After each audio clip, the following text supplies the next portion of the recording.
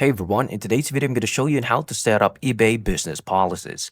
First is go to the Manage an Active Listing page onto your account and select Business Policies link into the Settings sections into the left menu. Now into eBay, go on to the selected Business Policies link under the Selling subheading and it will turn into this page. Now if you want to create a policy, click this Create Policy button. It'll automatically be added on one of your policies. Now, if you want to delete one or just simply want to combine a shipping policies, click here on Shipping Policies. Now, for example, you wanted also to delete a specific policy, all you need to do is to click this checkbox mark.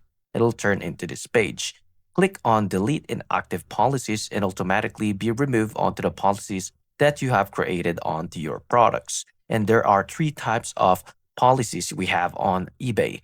First is the payment policies on how you accept payments for your sold items, shipping policies for the shipping options shown into your listings, and the return policies whether you want or you don't want a returns directly onto your products.